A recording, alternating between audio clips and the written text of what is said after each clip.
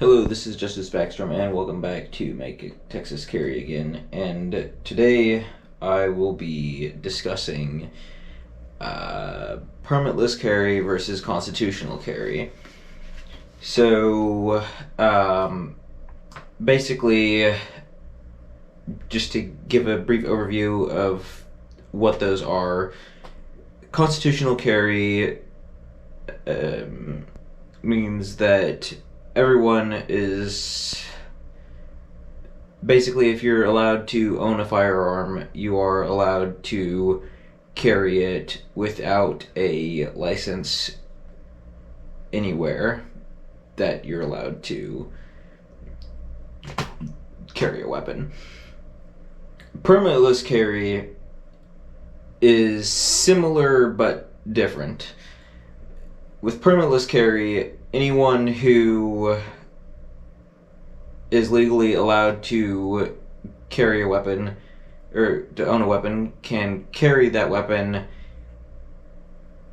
anywhere they're allowed to carry a weapon, unless it's a private business that requires you to have a permit. So, from the state's perspective, no permit is required. However, private businesses and such may require that you have a permit in order to carry there. And there's obviously benefits to either one of those. I think constitutional carry is, well, it's more constitutional, and where the state doesn't recognize any limits on your right to bear arms, or doesn't recognize that a permit to exercise your right is something that should exist. But there is a potential benefit to permitless carry as well, in that if a state has permitless carry, you might have some businesses that wouldn't feel comfortable with just anyone carrying a firearm, but would feel comfortable with someone permitted carrying a firearm. And so in a constitutional carry state, they might say, hey, no, you can't carry a firearm here, because they don't want people carrying a firearm without a license.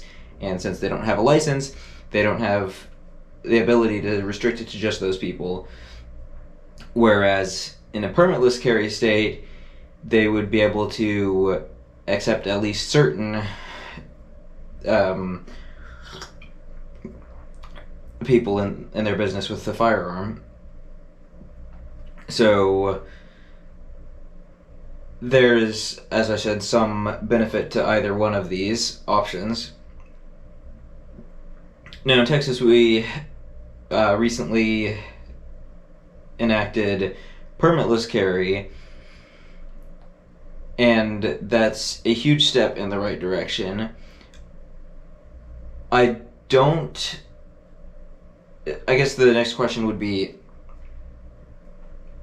if you live in a permitless carry state, should you go ahead and get a permit, or does that give some legitimacy to permits as a whole, and indicate to the state that they're good to go on not enacting constitutional carry? So I think it comes down to what you want to do personally. If you shop at a lot of businesses that do require you to have a permit, then it's probably worthwhile going ahead and getting a permit. And if not, then I guess not. Personally, I'm probably not going to get a permit just yet because I'm not at home enough to really make it worthwhile.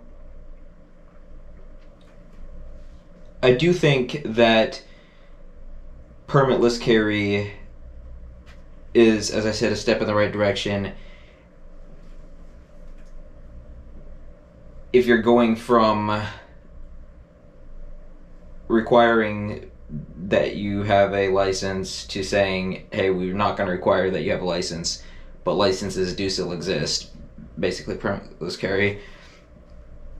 If you're going in that direction, then the state's moving in the right direction, and if they see that crime rates are going down after that, and or less people are getting licenses, then they'd probably be quicker on shutting down the program entirely and just going for a full constitutional carry. And again, if your state is more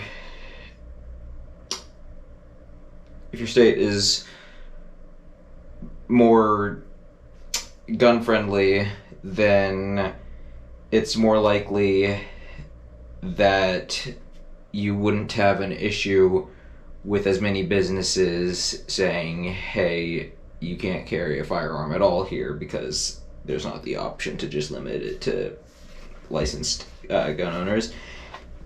Anyways, though, that's my thoughts on the issue. Let me know what you're thinking, and I want to thank you for watching, and I'll see you later. Bye.